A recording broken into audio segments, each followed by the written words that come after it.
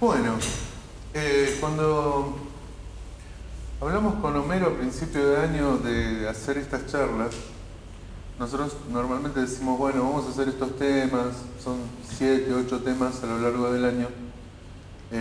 Generalmente son temas sobre los que el psicoanálisis habla, o puede decir algo, digamos, temas de interés general. En este caso se nos ocurrió, tiramos la idea de hablar sobre cuerpo y afecto, y la verdad es que yo no dimensioné en ese momento qué era hablar de cuerpo y afecto desde el psicoanálisis. Y como dijo Homero, hablar de cuerpo y afecto desde el psicoanálisis es hablar básicamente del psicoanálisis y de sus conceptos fundamentales. No de los conceptos fundamentales que podríamos decir son hoy los conceptos fundamentales, los más importantes en el momento de hoy, sino los que fueron fundantes del psicoanálisis en el momento de Freud. Freud era médico, ¿sí? Como todo médico recibía pacientes con algún grado de enfermedad, de malestar. Y obviamente empezaba por el lado del cuerpo la cosa, porque existían lo que se llamaban las conversiones histéricas. Entonces había pacientes a los que no se les podía diagnosticar ninguna cuestión orgánica, pero que aún así tenían parálisis, cegueras, dificultades al hablar, como tartamudeos, tics. Entonces, obviamente el cuerpo estaba afectado, pero estaba afectado de una manera distinta, porque no había ninguna causa aparente para ese afecto, para esa afectación. Es así que Freud empieza, junto con otros, desde la psiquiatría, a pensar lo que hoy conocemos como psicoanálisis. Entonces decía que cuerpo y afecto siempre estuvieron presentes en el psicoanálisis, no son un tema de hoy, son un tema de todo, de cada artículo del psicoanálisis, de cada tema, de cada cosa en la que el psicoanálisis se aplica o se piensa como teoría. Ahora, ¿qué es el cuerpo? ¿Y qué es un afecto? Uno podría decir, bueno, es una obviedad. Sin embargo, cuando empezamos a pensarlo, nos damos cuenta que no tiene nada de obvio. Cuando un paciente o alguien viene a consulta, viene con un sufrimiento. Ese sufrimiento es a lo que Freud llamó sufrimiento neurótico. Generalmente se expresa como un estado de ánimo, o sea, un afecto que le resulta difícil de soportar y que va a tomar a lo largo del tratamiento, no es algo que en ese momento lo tome, va a tomar la forma de un síntoma. Ese síntoma no va a estar dado por un fenómeno externo que pueda ver el analista, digamos, como a través de algún mecanismo. Ese síntoma va a estar identificado a partir de las palabras que cada paciente traiga a las sesiones, ¿no? A lo largo de las sesiones. Por supuesto, no se trata para el psicoanálisis de producir de funcionar como un tranquilizante, ¿no? Justamente de consolar o de tranquilizar, ¿no? Se trata de otra cosa, de una cosa bastante distinta, que es la de producir afectos. Justamente vienen con un afecto que les produce pena, que les produce malestar, y a lo largo de un análisis se van a ir produciendo, a partir de esos afectos iniciales, nuevos afectos que en el principio son imprevisibles. Uno no puede saber qué afecto va a afectar a ese sujeto, decimos nosotros, al final de un análisis. Pero de ese último afecto, que en principio, vamos a decir, es lo que el sujeto rechaza, con ese afecto se va a ir al final, ¿sí? Y algo más, ese afecto le va a dar lo más parecido a ese sujeto a la posibilidad de decir soy, ¿no? Soy ese afecto que me afecta, podrá decir el paciente al final de un análisis. ¿Pero qué son esos afectos? Finalmente son un estado agradable o desagradable, que decimos nosotros está ligado a los avatares de la pulsión. En ese camino que inicia Freud tiene que inventar algunos conceptos para explicar qué era lo que sucedía. Uno de esos conceptos es pulsión. Hoy no, se puede hablar horas y horas sobre la pulsión específicamente, pero queremos dar el primer pantallazo de estos conceptos. La pulsión va a ser una fuerza continua, o sea que no para, que va a tener una meta, que es, como es una energía, la vamos a pensar como una energía, va a tener una meta que va a ser descargarse, y para descargarse va a necesitar de un objeto en particular que va a elegir la pulsión en su andar, en su camino.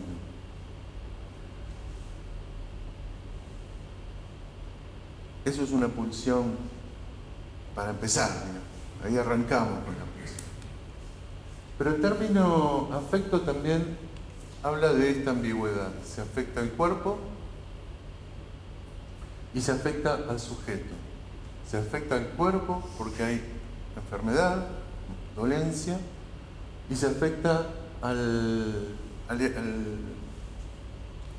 sujeto porque hay estados de humor, diferentes humores, ¿no? Estados de ánimo. Ser afectado, uno podría decir, para ir dándole el valor que tiene la palabra en psicoanálisis, es que algo nos ha tocado de alguna manera.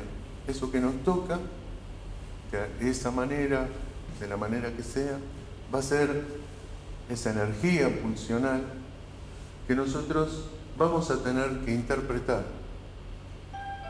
Pero como nos toca de una manera desprevenida cada vez, o sea, uno no puede estar esperando eso, esa sensación de que esa pulsión nos aparece va a ser generalmente una sensación desagradable.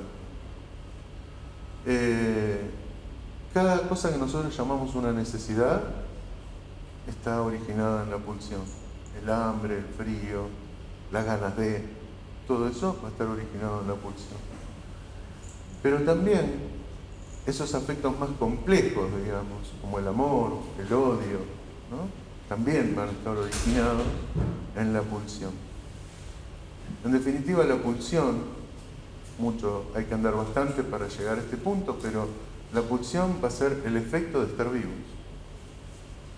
Y no solo de estar vivos, sino de estar vivos, de no tener instintos como tienen los animales, y de estar afectado también por la palabra, o sea, de ser sujeto de un lenguaje. Hay un principio que descubre Freud en el funcionamiento de la pulsión.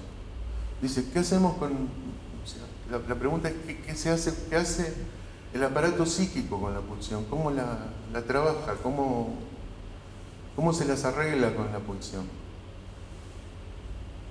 Hay otros principios, pero uno de los principios es el principio del placer.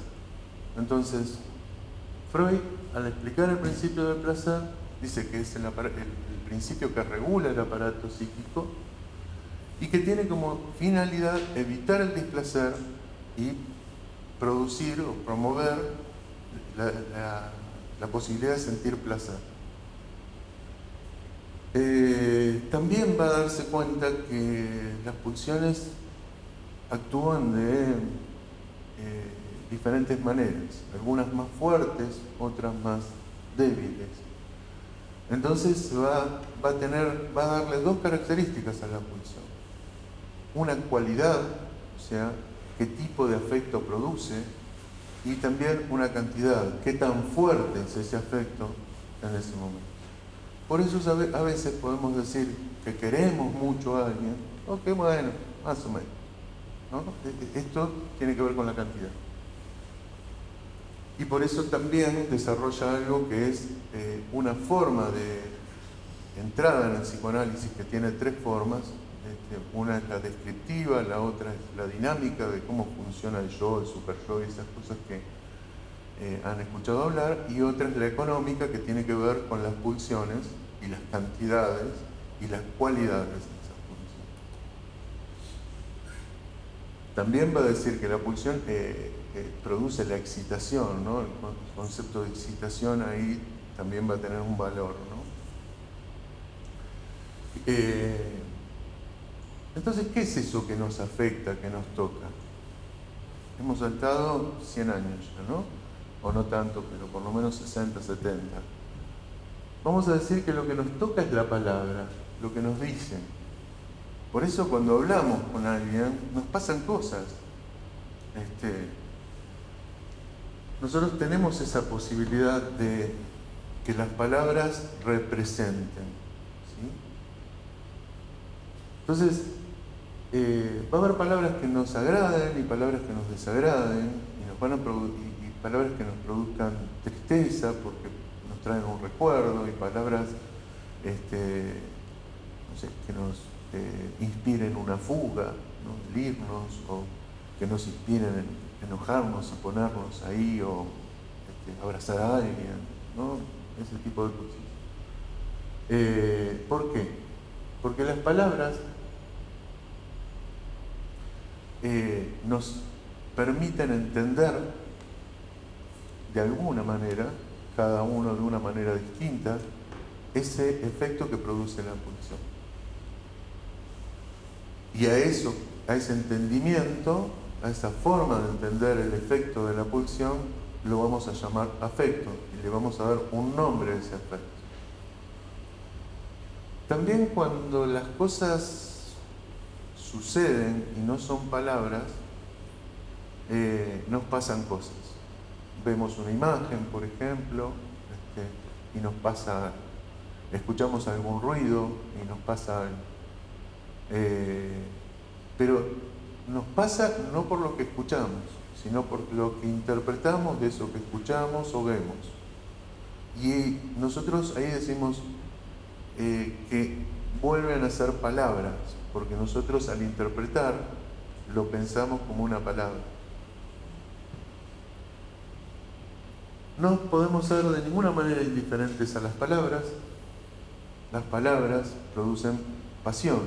El concepto de pasión es un concepto, no sé si relativamente nuevo en el psicoanálisis, pero algunos analistas lo ubican como algo distinto de los afectos, más allá de que viene de los afectos, porque la pasión va a tener la característica de definirnos, de darnos ser. O sea, cuando ubicamos ubicamos una pasión en alguien, ubicamos también una forma particular de identificación de ese alguien con esa pasión. Tengo la pasión de la música, entonces soy músico, por ejemplo, ¿no? Es un ejemplo. Después, alguien puede ser, soy olvidadizo, ¿no? O sea, cada uno se define como puede, pero cuando utiliza el verbo soy para referirse a sí mismo, está hablando de algo que es el efecto de una pasión en su cuerpo.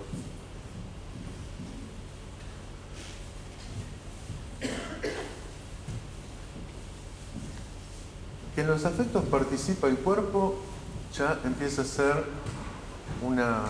por lo que vengo diciendo, empieza a ser una obviedad. Ahora, ¿de qué modo participa el cuerpo en los afectos? En algún momento se pensaba que el cuerpo se manifestaba en los afectos. Así pensaban muchos pensadores anteriores a Freud. Y suponían en ese momento que si uno tenía, digamos, un afecto, el cuerpo estaba mostrando algo de su propia verdad. ¿Sí? O sea que los afectos eran todos verdaderos. Esta era una posición anterior al psicoanálisis. Pero nosotros, a partir de Freud, podemos pensar que los afectos engañan. Ahí hablamos de sentimientos. Por supuesto que no engaña que uno se ponga nervioso, que tartamudee, que se ponga colorado, estas cosas que son propias del cuerpo. Pero eso no atestigua una verdad, sino que lo que atestigua es justamente una interpretación de ese sujeto con respecto a algo que está sucediéndole. Luego decimos, todos los afectos, todos los sentimientos nos engañan, mienten, decimos.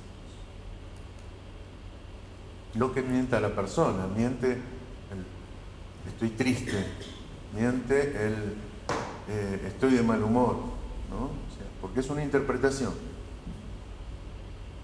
Lacan, un psicoanalista, probablemente el psicoanalista más importante después de Freud, guardó para un sentimiento en particular la cualidad de no engañar. A ese sentimiento es la angustia. Dice que la angustia tiene la cualidad de no engañar. O sea, cuando uno está angustiado, está diciendo la verdad, estoy angustiado. Y no hay otra cosa. Después habrá que ver cómo se sale de esa angustia, ¿no? Para eso tendrá que hablar. Y cuando hable va a interpretar. Y va a interpretar la angustia. Va a interpretar su propia angustia. Para el resto de los afectos, entonces, la experiencia analítica va a decir que engaña. O sea, la angustia por un lado, el resto de los afectos por otro lado. Entonces,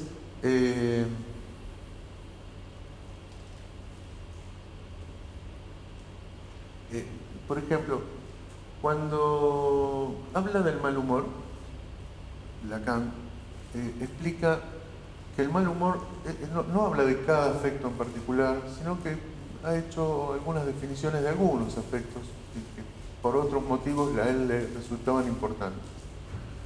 En un momento habla del mal humor y dice que es un verdadero toque de lo real. Y dice que el mal humor corresponde a que las cosas no sean como uno quiere. Uno podría decir que es evidente, ¿no? O sea, ¿cuándo uno se pone de mal humor? Cuando se despierta en la mañana, mire, pensaba irse, no sé, a un picnic, voy a decir una antigüedad, y de pronto abre la puerta y ve, está lloviendo. Chao, el plan de hoy, ¿no? Y se pone de mal humor. Las cosas no son como uno quiere. Entonces, si uno recibe a alguien en una consulta y esa persona habla de sus afectos y sabemos que sus sentimientos, como lo estamos llamando en este momento, engañan, ¿qué crédito le podemos dar a lo que nos está diciendo esa persona? Bueno, nosotros decimos, no es que hay que darle crédito a lo que nos está diciendo, pero hay que verificar qué significa eso para esa persona. Esta es la propuesta de Lacan. O sea, está bien, engañan. Entonces verifiquemos a ver de qué se trata.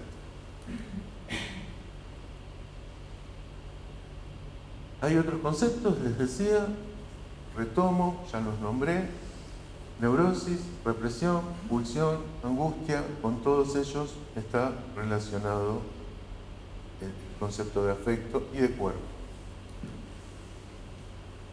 Decía Freud, esto fue en un artículo donde él por primera vez nos cuenta a todos, yo todavía no estaba en esa época, nos cuenta a todos qué es una neurosis para él. O sea, qué entiende él como una neurosis. Sabemos que hay hoy dos grandes neurosis, lo que todo el mundo conoce ya, aunque no sepa de qué se trata. La neurosis histérica, la neurosis obsesiva. En aquel momento Freud ubicaba dos más, que eran las de angustia y las de melancolía. hoy en la nosografía están ubicadas en otro lugar, digamos, pero bueno, en aquel momento hablaba de esas 4, sería, ¿no? Y decía que sucedía algo para que una neurosis se estableciera como tal.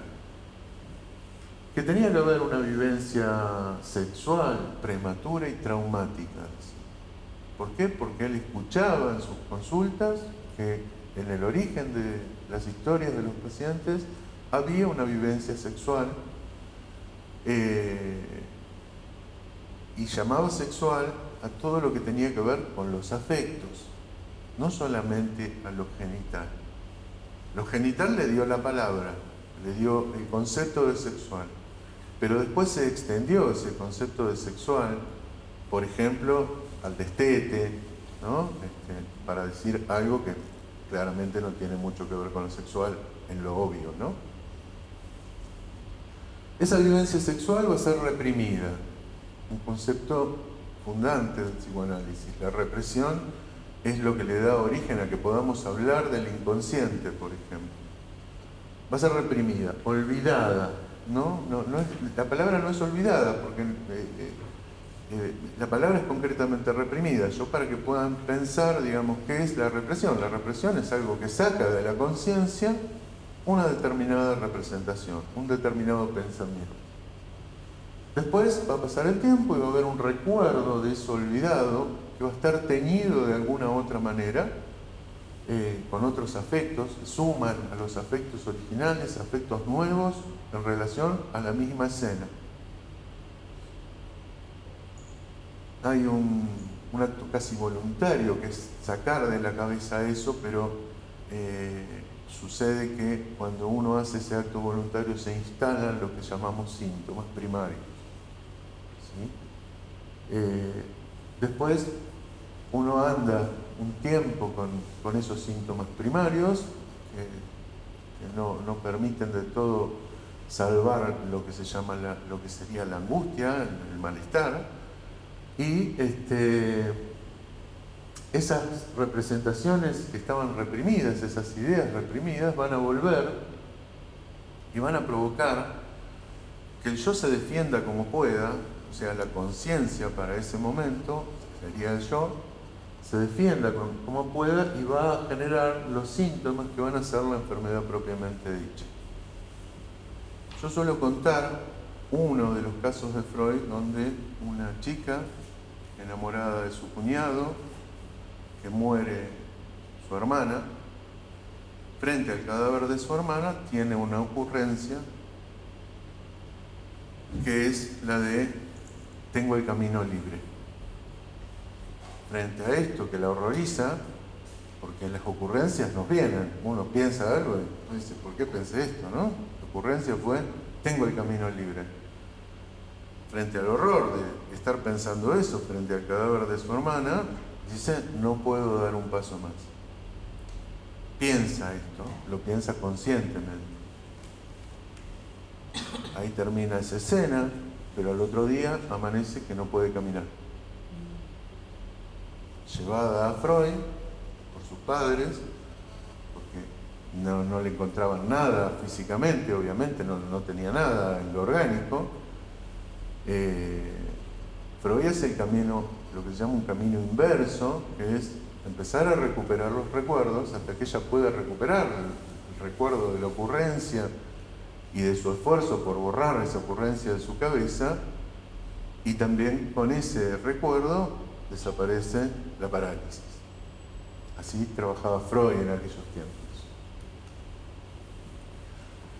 Volvemos a la pulsión. Freud dice de la pulsión, si la pulsión no apareciese bajo su forma de un afecto, no podríamos saber nada de ella. La pulsión claramente es silenciosa, uno no siente la pulsión, siente cosas, afectos, sentimientos, emociones. La pulsión, que es un proceso dinámico, va a decir, se mueve, consiste en un empuje, o sea, está siempre empujando, esto no cesa nunca, que busca un fin, o sea, si tenemos hambre, el fin es comer, por ejemplo, que tiene una fuente orgánica de excitación, va a ser, por ejemplo, la lectura que hace nuestro aparato psíquico de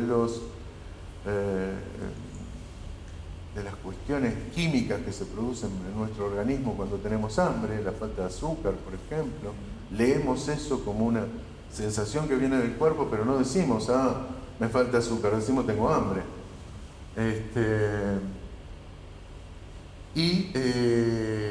Se va a satisfacer con un objeto. En este caso le doy el ejemplo de la comida.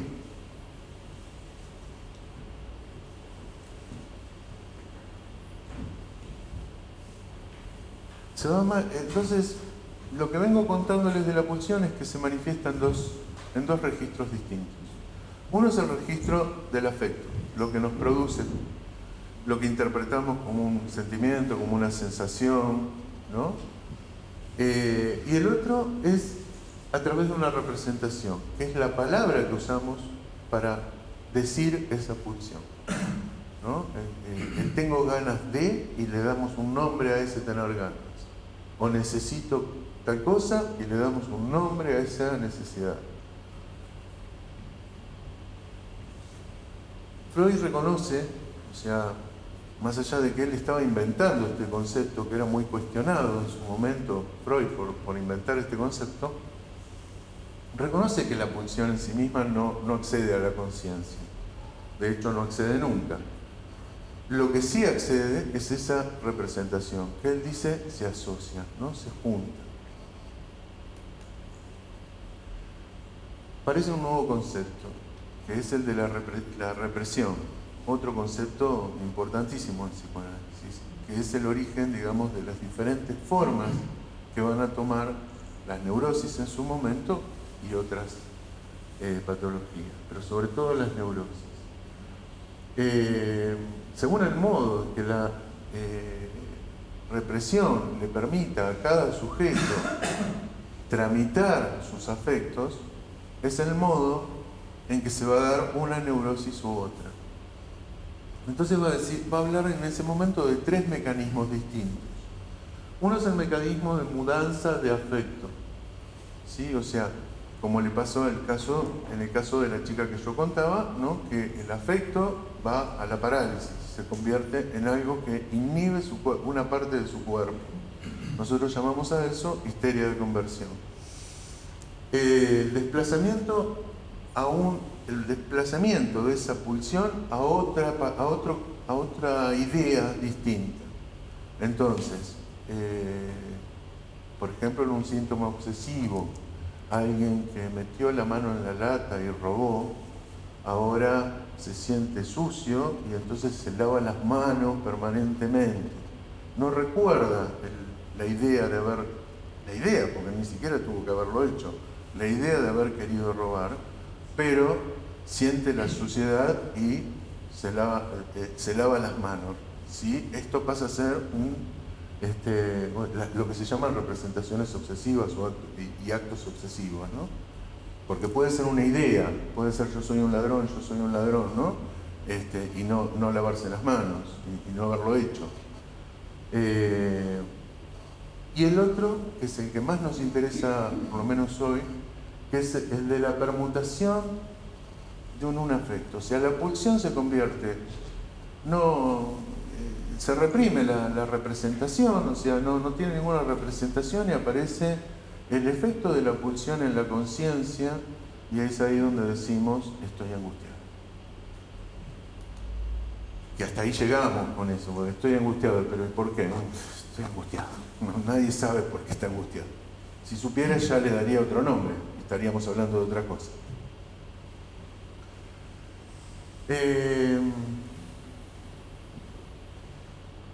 Entonces va quedando claro, creo yo, o el intento al menos, de que los afectos son el efecto de una pulsión, ¿sí?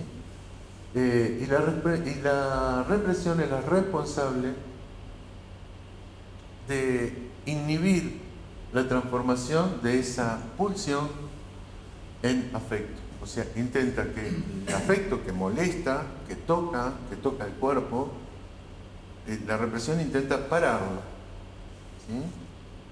Que eso no sucede. O sea, que estemos lo más alejados de aquello que es vital, que viene del organismo, lo más alejado posible de eso. O sea, lo más tranquilo posible, que no nos pase nada. Las formas en que intentamos eso se van a convertir en síntomas. En relación a la pulsión, la represión va a tener tres destinos posibles. La pulsión va a tener tres destinos posibles a partir de la represión que actúa sobre ella, y es que el efecto surja tal cual, que es lo que les decía hoy, es otra forma de decir lo mismo que decía antes, o sea, que surja la angustia, que sufra una transformación, ¿no? Que pase a ser otro tipo de afecto, o que sea reprimida y que de la cual no nos enteramos para nada. Pero si la pulsión tiene un origen que expresa una necesidad del organismo, la pulsión va a insistir. O sea que este movimiento va a tener que ser constante. O sea, la pulsión insiste y hay represión, insiste la pulsión y hay represión. Y va a tener diferentes caminos en cada vez, no siempre el mismo. Ahora metemos la angustia. Tenemos la represión, la pulsión y la angustia.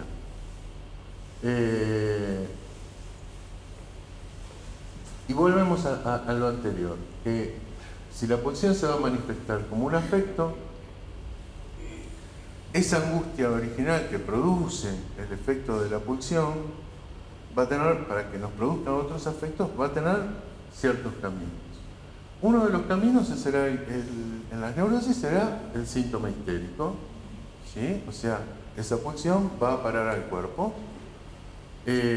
La otra es que se desplace sobre otro objeto, como pasa en el obsesivo. Teníamos una idea, ahora tenemos otra, pero esta otra, que no sabemos muy bien de dónde viene, tiene mucho peso. Y si no, la otra, que es algo de lo que el año pasado había hablado muy bien Homero, que es que se ponga en una reacción corporal que no es angustia, pero por ejemplo es una crisis, que puede ser una crisis de angustia, uno tiene muchos problemas, entra en crisis, o un panic attack, pesadillas, ¿no? O sea, con formato más de síntoma. Bueno, ¿cómo cura el psicoanálisis? Entonces, frente a este panorama, y todo en 20 minutos, ¿no? El origen del síntoma histérico se busca en un acontecimiento traumático, esto lo decíamos al principio. Que Freud decía, no en su momento, cuando sucede ese acontecimiento traumático, no pudo tener descarga. Por eso es que hoy, que ya sabemos mucho de esto, cuando hablamos, por ejemplo, en las escuelas, digo, porque es un espacio donde esto se habla bastante, del tema de abuso sexual, ¿no? Sobre todo cuando se trata de niños, uno piensa esas escenas como que los niños no pueden reaccionar frente a esas escenas, entonces van a ser el origen de traumas que van a convertirse en síntomas en su adultez. No pensamos muy mal con esto, no es necesario que todo esto suceda, pero es posible. Entonces la cura será a través de la palabra, de hacer a través de la palabra retornar eso que está reprimido y liberar ese afecto que quedó pegado a esa representación que no accedía a la conciencia. Solo va a decir, tiene que tener un detalle, que ese recuerdo, que tiene que ser un recuerdo, no un recuerdo como, sí, me acuerdo algo de eso, sino que tiene que ser un recuerdo vivido, como si lo estuviera viviendo en el momento. Solamente en esa condición ese afecto se va a liberar. También va a aparecer con el tiempo la idea del desgaste, ¿no? Se habla tanto de algo que también produce no una descarga inmediata, pero va produciendo una descarga progresiva y en el tiempo. Creo que hasta acá llegué. Es todo suyo.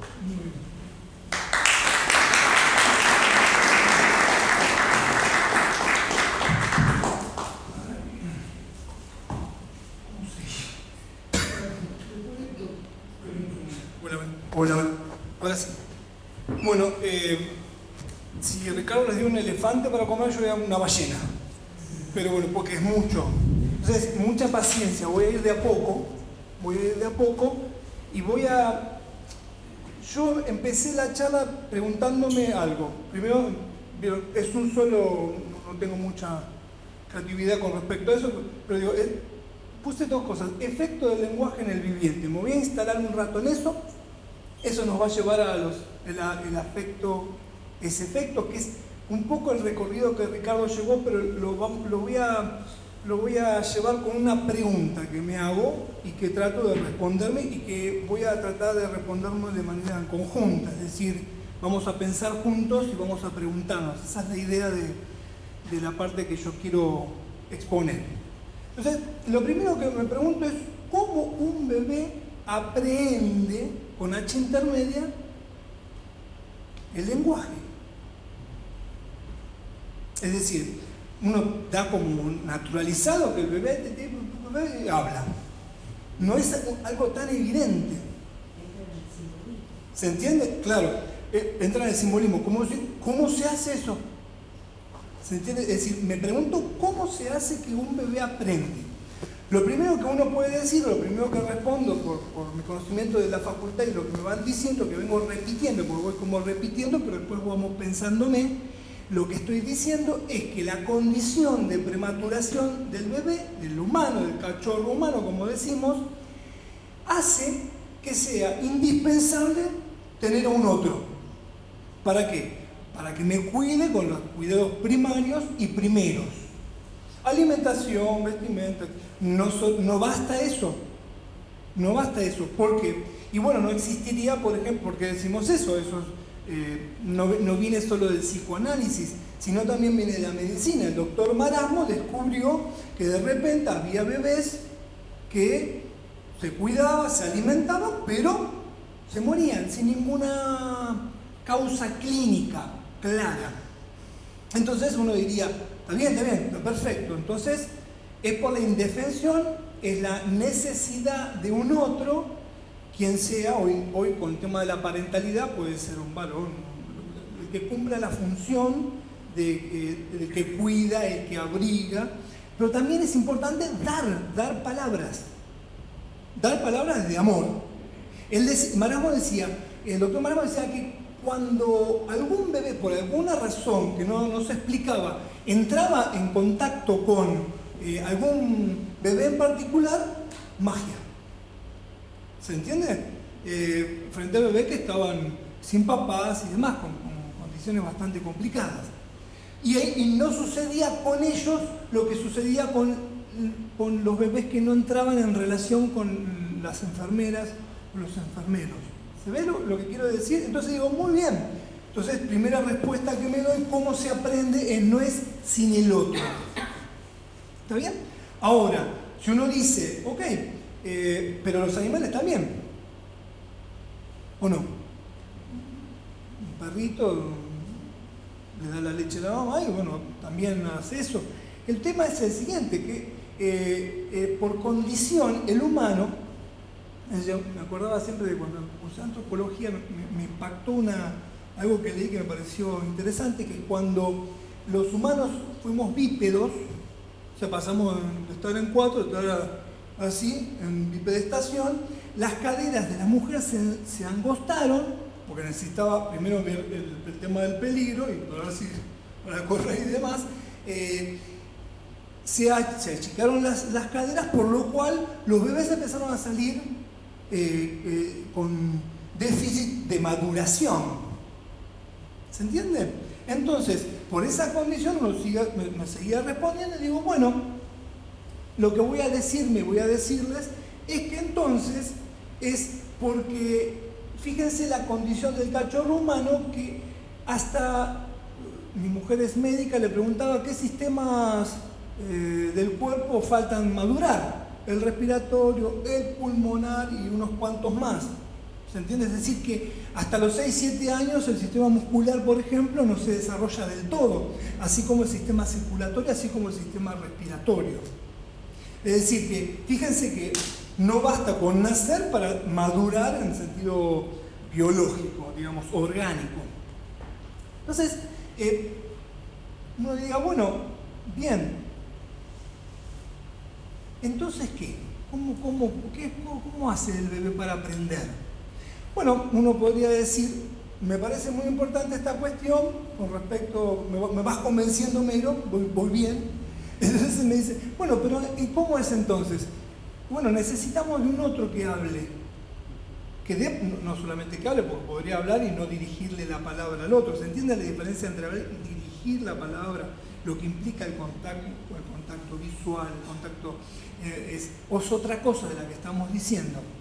Eso podría ser que, otra reflexión, inclusive la mielinización del sistema nervioso central, lo ubican, es que el bebé cuando nace todavía no tiene las conexiones neuronales suficientes y de la velocidad que corresponde para, por ejemplo, tener la sensación de una unidad corporal.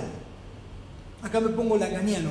Me sirve para explicar esto, para sostener lo que digo. Bueno, fíjense que a pesar de eso, entre los 6 y 8 meses, se debería producir una operación que no es orgánica, netamente, y que tiene que ver con lo psíquico, vamos a decirlo así, que se llama, que Lacan lo pone como el estadio del espejo. Freud lo sondea y dice narcisismo. ¿Se entiende? Es decir, que es esa operación, una construcción que no es orgánica, que le ayuda al cuerpo a entender al bebé que, por ejemplo, es una unidad, que se da de determinadas condiciones, no siempre. Y eso indicaría, por ejemplo, que es tan importante eso, que eso indicaría, por ejemplo, autismo. Los niños, o las personas que están con... No, esa etapa o esa operación no se cumple. Por alguna razón. ¿Está bien? Es decir, fíjese qué importancia tiene eso en relación a no solamente lo orgánico. Entonces acá jugamos con lo orgánico, que nosotros lo llamamos viviente. Uno podría decir, la Biblia tiene razón. Es cuando el verbo se hace carne. Estamos hablando de eso. ¿Está bien? Estamos preguntando, ¿cómo es que el verbo se hace carne? ¿Sí? Voy bien, más o menos.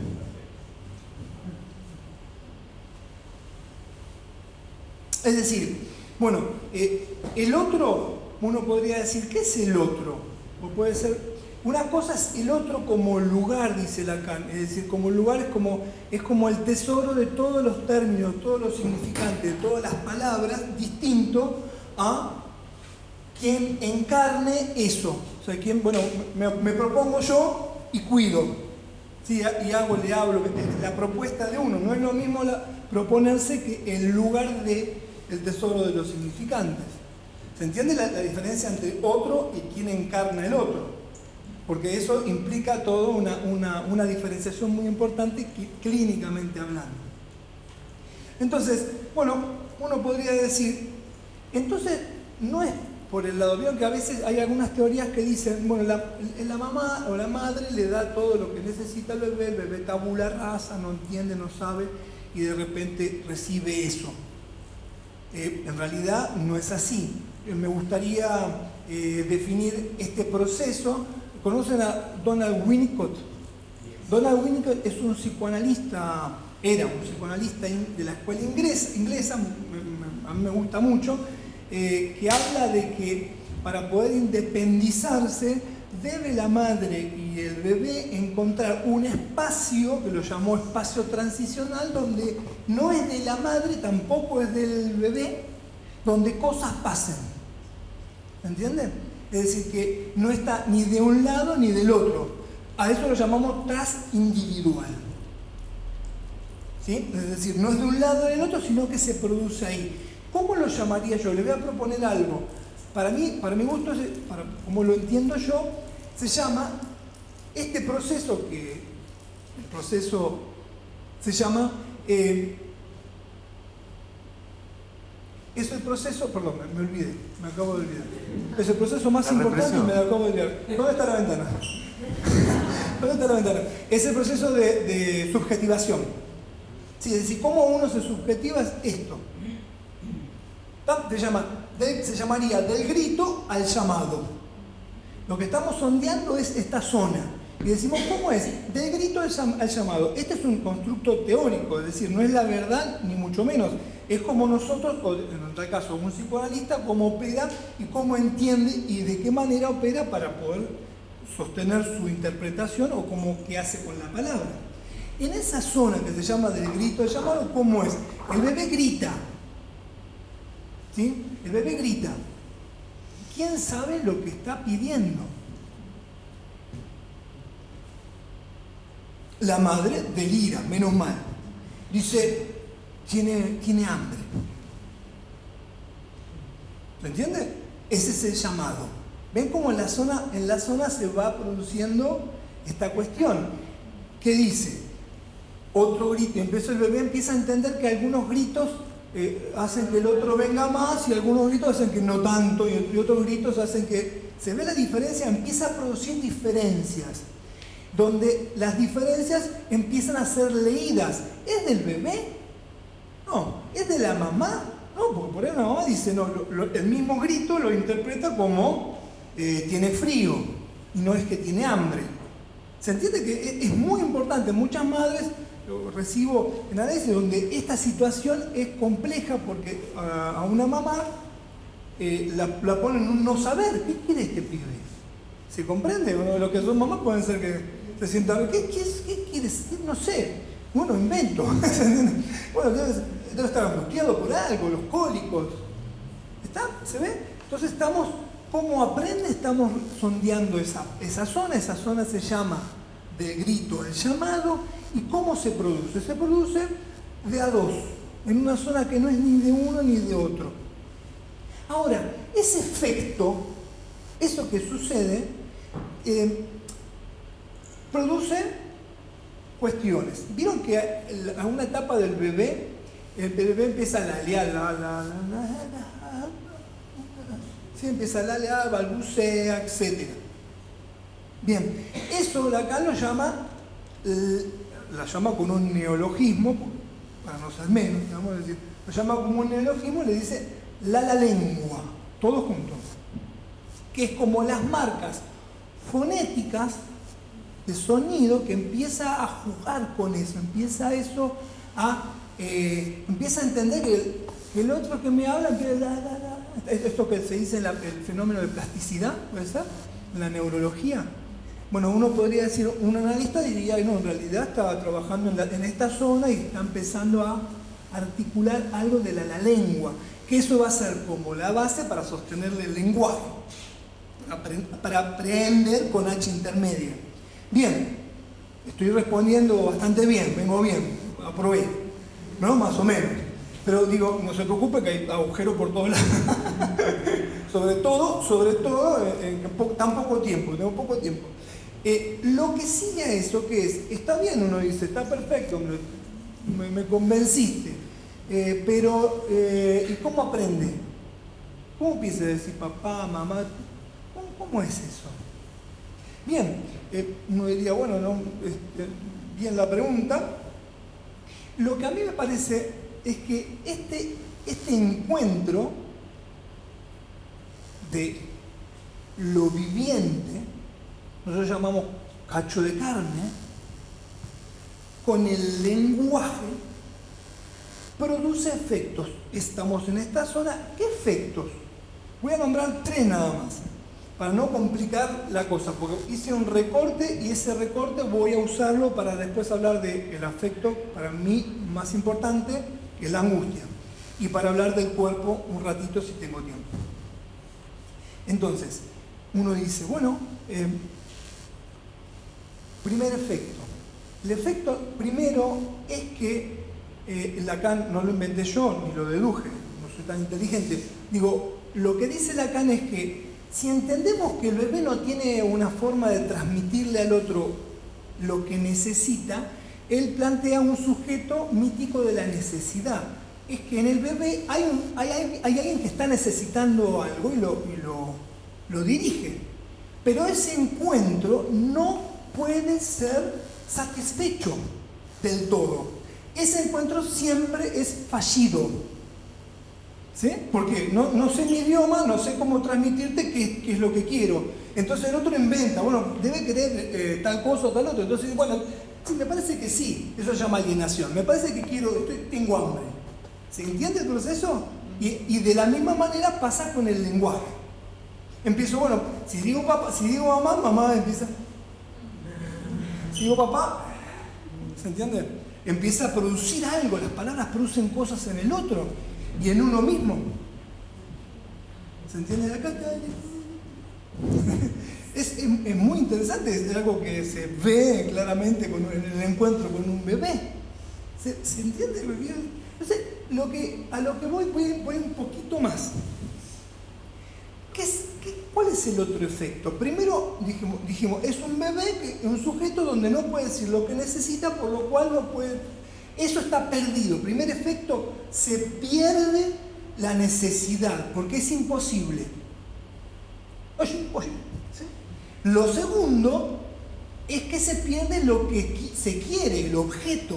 Otra cosa que se pierde, el objeto de lo que quería era necesario. Esto le pongo el acento porque habla de la angustia, y la angustia tiene que ver con este objeto que se pierde. Chao, no se puede decir más. No se puede decir el sujeto de la necesidad, no se puede decir el objeto. Pero algo se puede hacer, es un encuentro fallido, pero es un encuentro, mejor que encontrarse así que no encontrarse nada. ¿Se entiende? Es decir, que así funcionamos en el ser humano. Pero empieza a suceder que hay un sujeto de la demanda. ¿Cómo es? ¿Qué hacen las palabras? ¿Qué hacen las palabras si no demandar? Uno se la pasa hablando y demanda. ¿Sí? Es la esencia del lenguaje, es la demanda. Pero bueno, así nos manejamos. También hay otra cosa que por efecto, como tercer efecto de esta cuestión, se produce. Es que el deseo, como lo llamamos en el análisis, no el anhelo. No es quiero una silla para sentarme, quiero agua para. Eso sería un anhelo. Este deseo que tiene que ver con el sujeto. Si hay una persona que no puede decir lo que quiere y tampoco puede decir qué objeto, también no sabe qué es lo que va a querer. El deseo está perdido por estructura, se dice. Lo decimos así nosotros. ¿Por qué por estructura? Porque necesariamente se pierde. Por eso deseamos, y no es. Es él.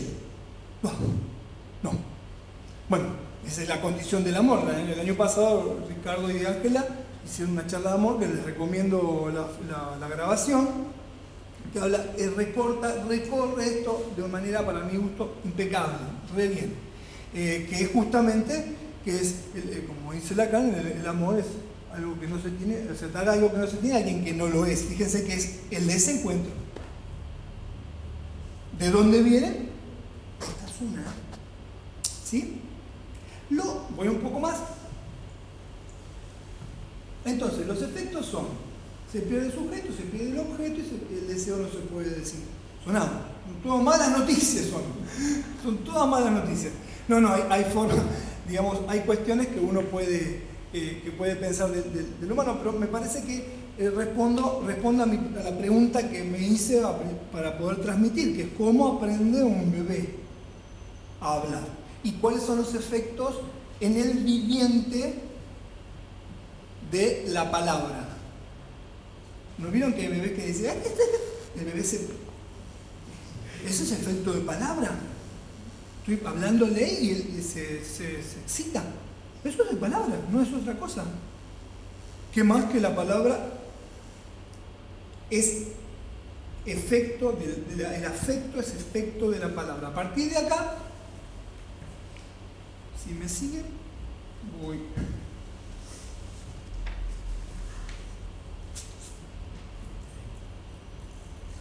Esto, digamos, hace a la constitución subjetiva. La constitución subjetiva tiene que ver con eso. No solamente con eso, sino también que se tienen que producir otras operaciones. Por ejemplo, el estadio del espejo que les transmití hace un rato, que tiene relación con el cuerpo. Voy un poco más, si no.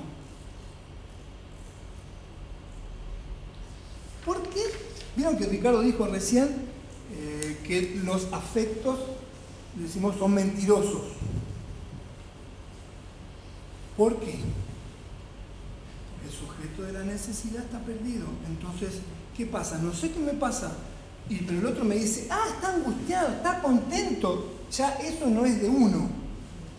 De manera genuina, ¿sí? Propia, lo más propio. Ya no es de uno, es de otro.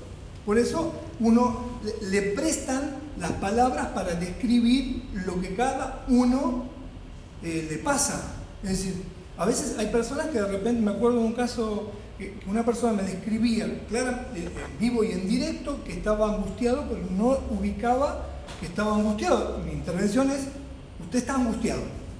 ¿Sí? ¿Sí? ¿Se entiende? Es como que hay gente que es más permeable o tiene otra cuestión otra relación, el lenguaje, cómo aprendió con H intermedia, y eso va pudiéndolo ubicar de otras maneras. Entonces, continúo. Freud decía, ¿por qué para mí el afecto destacado sin dudas es la angustia? Voy a hablar de la angustia, no voy a hablar de los demás afectos, porque tiene que ver porque el afecto que miente, los demás mienten porque tienen palabras, y las palabras no son mías, son del otro. ¿Está bien? No es que no las sienta uno. Por eso, lo que decía Ricardo, acá decía, si usted tiene tristeza, cuénteme su tristeza. Estamos diciendo, estamos dándole, es verdad, que siente eso, pero cuénteme cómo es la suya, porque con la suya es distinta. O la suya para ahí no, la alegría no, ¿se entiende? O estoy mal. ¿Qué es estar mal? Es más, ataque de pánico. Ustedes saben que el nombre moderno de la angustia, digamos yo, machaza, se llama ataque de pánico. Hoy se llama así. Bueno, uno diría, hay un solo ataque de pánico. No, existe cada uno. ¿Y cómo es el suyo? Cuénteme, ¿se entiende? No lo digo así, pero cuénteme qué es lo que le pasa. ¿Sí? ¿Cómo voy de tiempo? No tengo reloj. ¿Qué hora es ahora? ¿Tienen hora? Bueno. Bueno, voy a fundamentar para mí por qué la angustia es el afecto destacado. 3 cosas. La primera, porque es el afecto que está por fuera que hace que los demás afectos existan. ¿Cuál es la condición? La condición es que tiene una sede, un lugar, se llama cuerpo. Por definición, la angustia es algo del orden de una vivencia del cuerpo. Cuando uno empieza a hablar de eso, ya no es angustia, por definición. Por lo cual no se puede atrapar del todo, no se puede decir. Pero eso es como que abre la serie de los demás afectos. Por eso Freud dice que es como un afecto matriz, como la madre de los afectos, digamos, la angustia. Lo refiere así. Lacan dice que es el afecto que no engaña. En este sentido no engaña. Y por eso también es que hablar hace bien a veces. Exactamente, a veces ya el hablar de eso es un autotratamiento. ¿Sabes lo que me pasó? Me angustié porque me robaron, me acaban de robar. Empieza uno a tratar un autotratamiento de la angustia, que eso ya estaríamos en otro tema muy interesante, que es cómo uno se las arregla con la angustia. Igual voy a tocar un poquito. En principio, me parece que eso lo pone en una condición distinta a los demás. ¿Sí? Voy a recortar bastante para ver qué.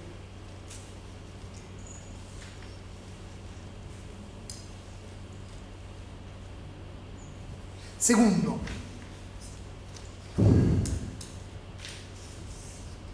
el humano desde el psicoanálisis y desde lo que uno puede nombrar, o lo humano, el ser humano, o el parletre, o el ser hablante, o el hablante ser, como lo llamamos, es un compuesto entonces de tres cosas: de imágenes, de palabras y de lo que no es imagen y palabra. Eso se llama simbólico, real e imaginario. Es una mezcla, es una amalgama, es algo que se mezcla, se da la constitución subjetiva. ¿Sí?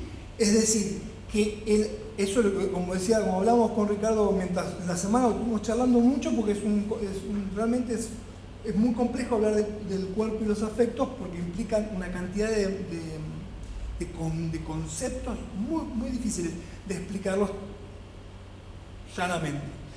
Hablábamos de que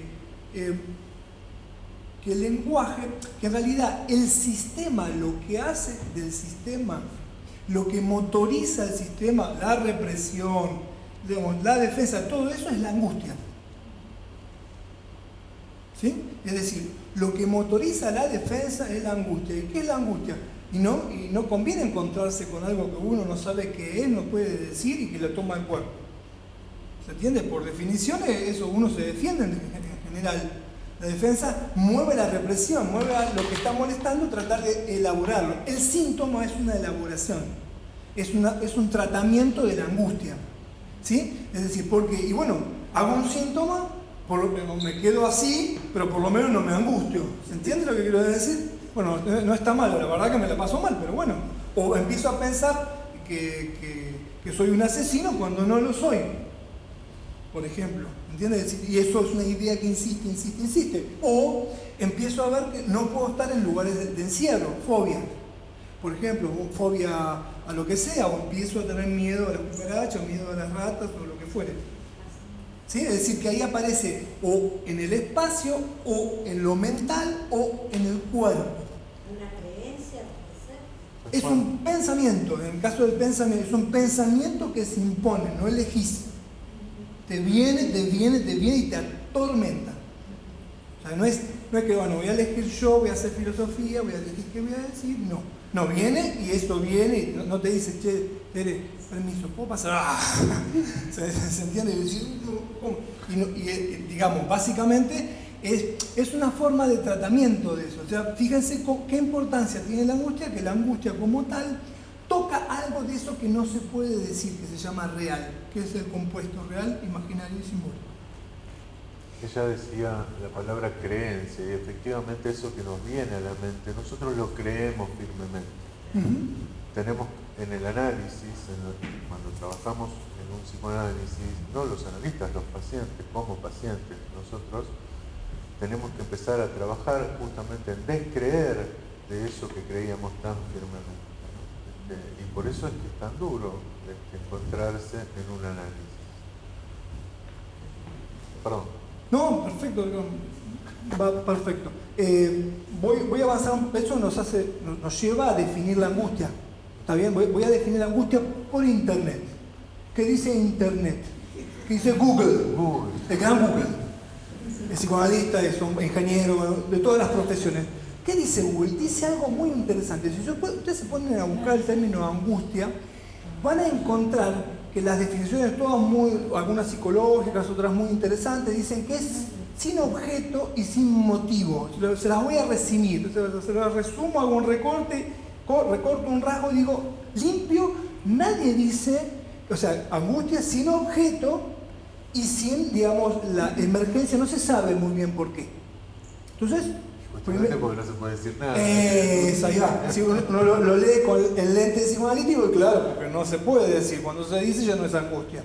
Entonces, ¿qué dice Freud de esto? Freud pone, acá hay todo un tema con... Él tiene varias teorías de la angustia, voy a recortar una de manera... así que los analistas, por favor, disculpen. Que más no me acuerdo. Voy recortando así, digamos, haciendo algo. Dice que la angustia, él lo pone en términos es de interno y externo. Se lo pone en términos de afuera y adentro. La angustia es, lo voy a decir con sus palabras, pero es ante algo interno. No dice qué, dice ante algo interno.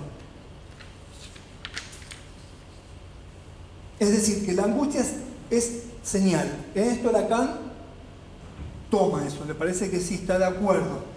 Que la angustia es señal ante algo peligroso, lo llama.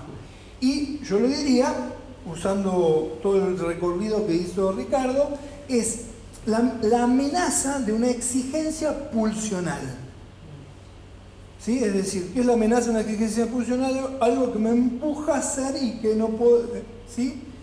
Y que no puedo dejar de. Y eso y que no sé qué es. ¿Sí? O a veces sí sé qué es y no puedo parar. ¿Se entiende? Eso genera angustia porque no se puede parar.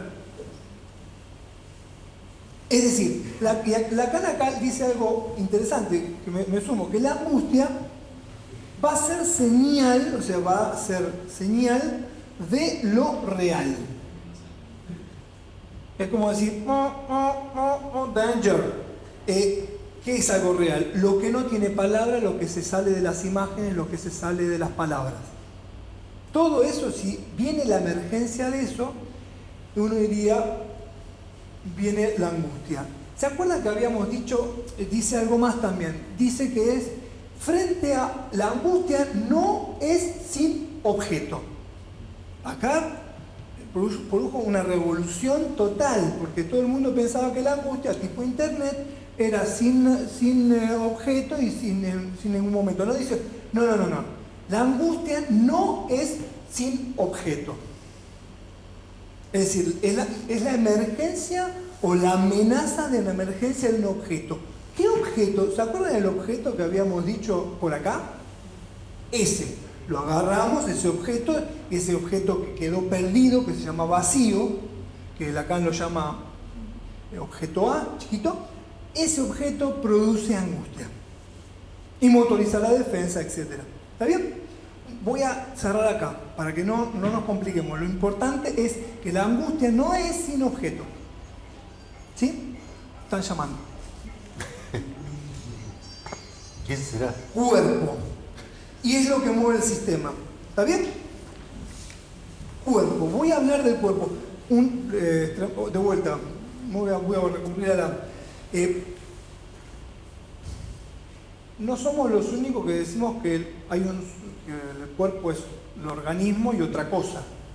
¿Sí? Es decir, no inventamos nada. La medicina lo dice los orientales con los chakras, conceptualizando un cuerpo energético. Lo dicen otros autores que estudian el cuerpo de otra manera. Es decir, que no hay una forma de... Pero que ya en ese caso sería nombrar un cuerpo, darle forma con palabras. Ya estamos hablando de que ya estamos usando las palabras. Lo diría, por ejemplo, Fedora Verasturi, que es la creadora de un sistema, argentina. ¿Recuerdan los Verasturi? Acá tenemos una discípula directa de Fedora, donde empieza a trabajar con un cuerpo distinto a partir de ella era concertista de piano, tuvo un pico de diabetes, ¿no? y quedó que no podía moverlo, quedó así y no podía mover los dedos, y empezó a trabajar con eso y empezó a trabajar y creó un sistema. Bueno, todo eso es una forma de conceptualizar un cuerpo. El del psicoanálisis es otro. Y en definitiva, ¿qué es? El cuerpo del lenguaje. Esto es la zona. ¿Sí? Es decir, para tener un cuerpo, para adquirirlo, hay que poder tomarlo. Lo voy a decir así, lo voy a decir con una analogía muy, como toda analogía, poco feliz. Cuando uno va a un restaurante, ¿qué es lo primero que come? El pancito con la sal. No. Sí, puede comer eso, digamos, no digo que no, por ahí no hay pancito, pero digamos, lo primero que come es, ¿qué vamos a comer?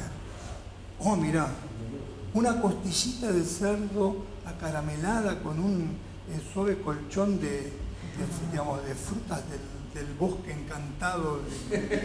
No lo estoy jorobando, lo leí en una de las cadenas de merienda, en el monje encantado de Persia, y de repente te mira el coso y te dice, toma, un tecito. con jazmines de la montaña, no sé, ¿se entiende? ¿Qué es eso? Me encantó la montaña, el orden de la montaña. ¿Qué eligió? Eligió la montaña, me eligió la montaña, ¿se entiende lo que quiero decir? Fíjese, el cuerpo funciona así, usamos el cuerpo, no es una única relación que uno tiene, el cuerpo, la relación al cuerpo como un instrumento, ¿sí? Es decir, puedo usar el cuerpo. Por ejemplo, está claro, ¿por qué decimos esto? Está claro que, por ejemplo, el cuerpo del autista a veces va por otro lado a lo que quiere el sujeto. O sea, ahí no se produjo eso. Hay algo que no se produce. Entonces empieza a moverse de repente y no sabe muy bien por qué. Que lo que lo llaman movimiento estereotipado, pero habría que eso precisarlo más teóricamente. ¿Sí? O de repente, para no ir a los extremos, la impotencia sexual que no es orgánica.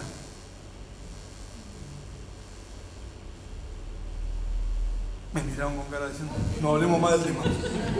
Son las 7, así que es protección al menor. ¿Se entiende? Digo, Freud lo decía así, que de lo somático a lo psíquico estaba todo ok, estamos en el plano de un buen encuentro, de que la pasamos bien, de que tiene que ver más con, digamos, la naturaleza, el instinto, pero cuando viene lo psíquico hacia el cuerpo, se pudrió la cosa, se desnaturaliza. No hay más instinto, hay pulsión y empieza a suceder un montón de cosas que no, digamos, ¿cómo descubrió el inconsciente Freud? Es muy interesante. Él empezó a atender a las histéricas con parálisis y no se explicaba orgánicamente, porque la parálisis empieza acá, no es el brazo. Empieza por acá, va por la médula, el sistema nervioso y va acá. Bueno, empezó a trabajar y a tratar. Entonces empezó a tratar con la hipnosis, que después no le resultó. Pero con la hipnosis descubrió que, por ejemplo, en estado de hipnótico a una persona le decía, se te va a paralizar el brazo derecho por 24 horas, suponte. Se despertaba del trance, de la hipnosis y se le paralizaba. ¿Qué es eso sino la palabra mordiendo? Digamos, eso le permite al cuerpo, ¿sí? Cuando el verbo se hace carne. La iglesia y la religión, eso es, la cristiana la pegó, pero completamente de acuerdo con eso, ¿sí? En este sentido. Coincido con Ricardo en relación a que el psicoanálisis no es una clínica de los afectos, aunque uno viene con tristeza, con angustia, y esa es su verdad. Yo vengo con esto, eso es lo que tengo. Lo que Freud hace es subvertir todo eso y decir, no es por eso, no es por la culpa, no es por la duda. Usted viene porque hay pensamientos inconscientes que están en otro lado, que usted no lo sabe, pero que hacen que sufra.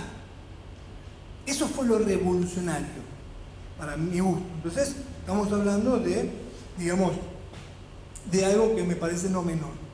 Hoy la cosa cambió, se complejizó más, porque la angustia no son los mismos síntomas que en Freud, son otros síntomas. Yo he hablado bastante de esta cuestión con los síntomas que llamamos contemporáneos, donde no hay represión. Entonces, ¿la angustia qué pasa? ¿Cómo la pensamos ahora? Bueno, hasta acá. Hasta acá podemos. Voy a recomendar 2 libros. Si quieren laburar sobre la angustia, La náusea de Sartre. Es un diario de alguien que la está pasando angustiado, diría yo. Si no ven a Rial, digamos, lean tranquilo. Y este es interesante porque es el diario de un cuerpo, es de Daniel Pinac. Lo que hace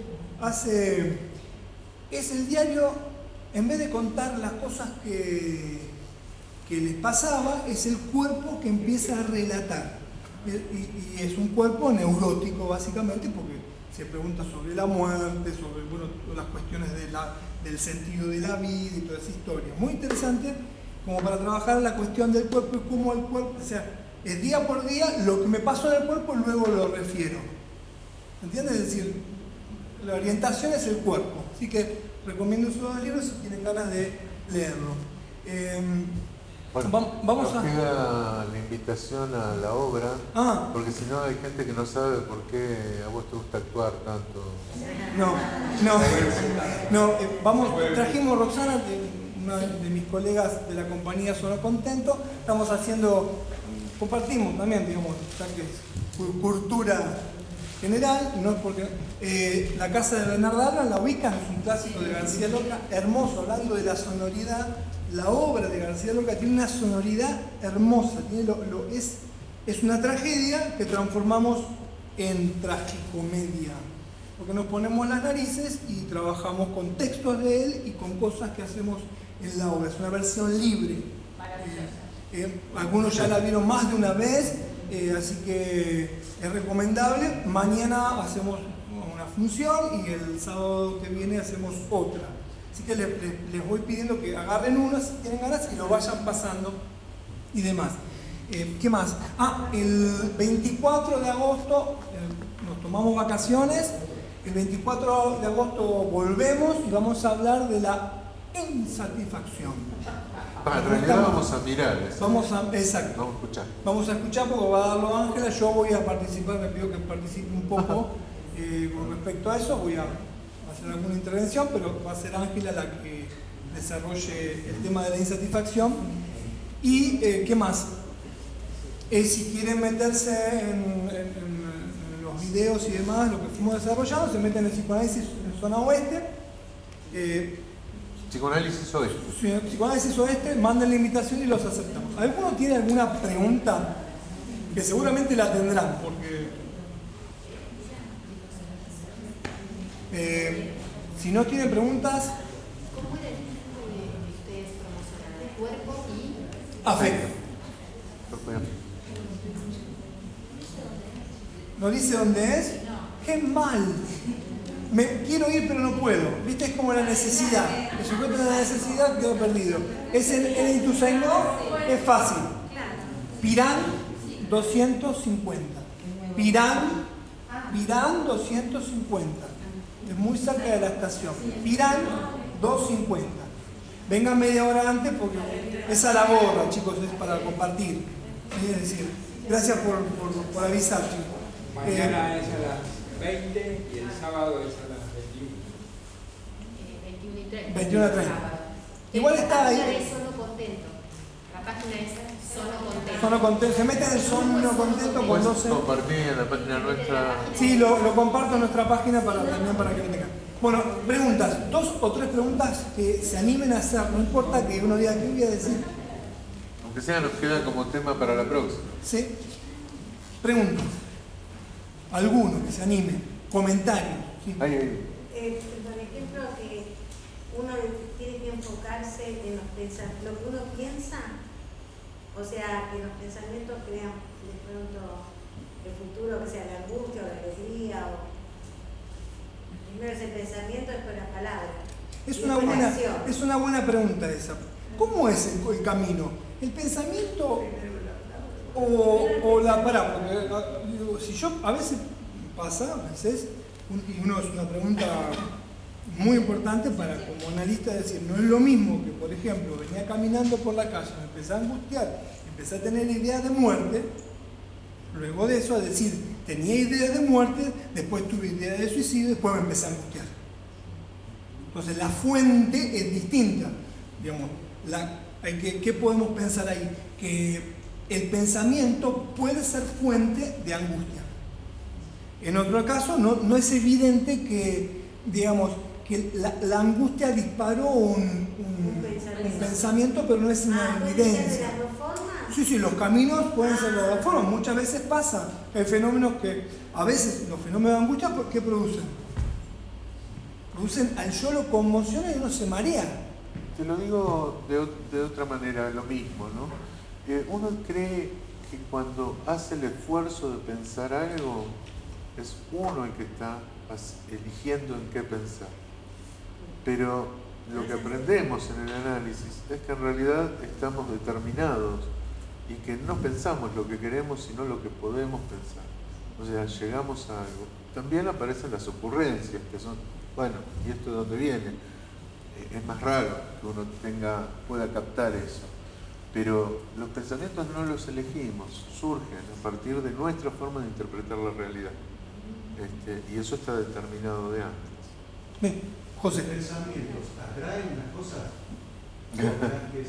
Si es en el caso de la angustia, sí. Hay pensamientos que pueden si atraer la angustia. Empezás a pensar cosas feas. Y ya están ahí. Bueno, cuando empezás a yo diría, pensar cosas no, feas, las cosas Vos feas ya están pensabas ahí. en el pensamiento, yo pensaba que era Que, digamos, el psicoanálisis, como dice él, entiende dos cosas muy importantes para mi gusto. Es que uno tiene la ilusión de que habla, que uno es el portador de la palabra, eso es una ilusión. El psicoanálisis se encarga del síntoma, es un ejemplo que dice uno, ¿qué tal? Mucho gusto. ¿Sí? Es decir, dos, el pensamiento ya te genera eso. O sea, tiene la capacidad, lo que te piensa puede generarte eso ya. Sí. No es que va a venir o es un porvenir, ya está. Por eso uno dice, pero no es real. Sí que es real, tiene una realidad tremenda. Es decir, que estás angustiado y estás mal. Eso es real. ¿Se entiende? En el sentido de que no es que, pero no, uno puede decir, no, se separa de la realidad objetiva. No es que no estoy angustiado por algo. No, si estás angustiado por algo. Puedo hacer una pregunta, pero si una persona está angustiada por un tema y uno lo ve desde afuera y dice, no, es así, y no puede llegar a comprender esa persona que no es así, no es algo para angustiarse, o ¿cómo lo ve esa persona? Bueno, es más complejo, es futurología, estamos dando con la bola de cristal a ver qué piensa la otra persona y cómo pienso yo, ya eso es difícil. Porque a veces hay algo claro que una persona no lo puede ver. Pero eso tiene que ver con lo que haces con la angustia, que eso es otro tema. ¿Qué hago? ¿Qué se hace con la angustia en el análisis? Es otro tema. Otros lo medican, o sea, hay formas distintas de tratar. Ni un mal, bueno, porque una persona tremendamente angustiada no puede hablar, no puedes hablar. O sea, a veces es necesario...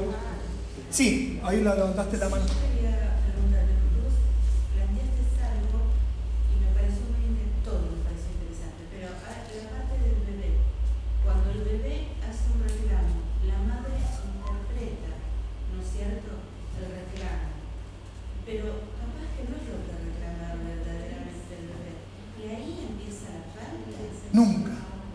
Nunca, digamos, es un constructo teórico, es como explicar algo a partir de una cuestión, como, digamos, es un axioma que uno empieza a... Lo que expliqué es un axioma, que eso tiene consecuencias lógicas, lo que seguí es una lógica. Lo que digo es del grito al llamado, ¿sí?, implica el pasaje en esta zona de algo que es fallado. Los analistas lo llamamos castración. El famoso castración, eso es castración. No es que la amenaza de que al niño le van a cortar el pilín o que la nena, el penis name, que el pene no lo tiene para las feministas, ¿no? Que se ponen, no, eso no hablamos de eso. Eso barre con todo eso, lo vacía y dice, esto es castración y eso es lo traumático. El trauma es eso. Como no llenar la satisfacción. No se puede, Que ¿qué no se tal? puede. Hablamos, no se Ese puede. vacío. No se puede. Hay como un momento por ahí para pensar un poquito más lo que vos decías, que es el momento de que vos decías el niño, el bebé hace un reclamo. El niño hace un ruido, no es reclamo. Va a ser reclamo a partir de que la madre lo sanciona como reclamo y no hay forma, porque justamente al no ser reclamo de nada al principio, no hay forma de que alguien pueda interpretar de qué se trata eso, porque no hay que interpretar todavía. Como se le da nombre a eso, entonces podríamos decir, por un lado nunca se equivoca y por otro lado nunca acierta. Claro. O sea, suceden las dos cosas y a la vez. O sea que desde el primer momento el bebé Sí. tiene angustia. Es lo humano. Claro. Claro, pero el hecho de que justamente no tenga resolución también permite el principio de realidad. Y desear. Exacto. Si no te quedas... Exacto.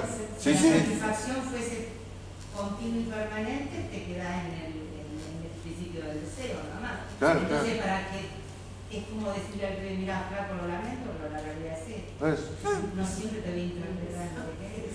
No, es que nunca. Eso está muy claro cuando viene. Eso queda muy claro, supongo que tendrás experiencia en esto, cuando vienen los reclamos adolescentes. Que no hay padre que haya sido un buen padre para un adolescente. ¿Por qué? No hay forma. Así como la madre que piensan que nunca fallaron, Claro. o el padre que nunca falla. Es cuestionable. ¿Se entiende? Porque a partir de esto todos fallamos. Ya está. Pero eso es condición, es humano, ¿se entiende? Es decir, así. Y a veces eso tranquiliza, muchas veces. Claro. No sé. Ser humano, ya veo como esto porque esta exigencia de Tal cual, porque yo no. Sí. No me metí en un tema hermoso, apasionante, que es la psicosis.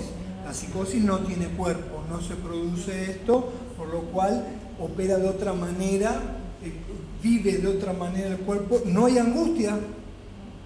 ¿Cómo que no hay angustia? Sí, no hay angustia en la psicosis, porque para tener angustia necesitas de un cuerpo, el cuerpo que estamos hablando. Entonces eso empieza a armar en la clínica toda una forma de intervenir distinta, que no es solamente, o sea, por la palabra, que el psicoanálisis cura por la palabra, pero fíjate que no va hacia los afectos directamente, va por la palabra y va como siempre. Los psicoanalistas no vamos directamente al ataque del pánico, vamos por el costado, vamos por arriba, por abajo, por donde podamos, pero no directo, porque esa no es la manera.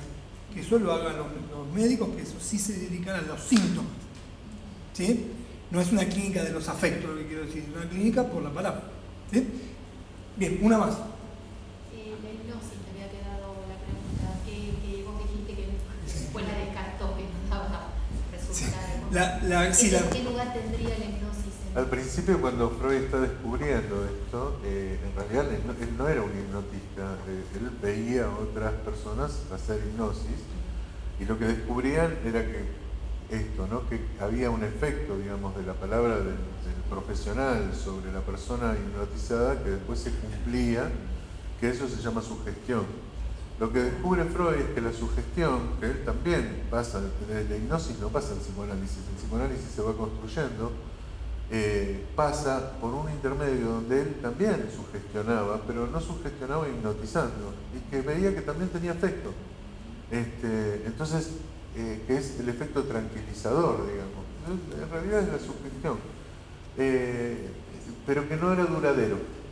Entonces empieza a desarrollar el método, que es el método del psicoanálisis, que es la asociación libre, ¿no? Que ya es bastante más costoso para uno, porque para uno como analizante, digamos, porque exige que uno empiece a poner atención en las ocurrencias, que era esto primero que viene a la mente, ¿no?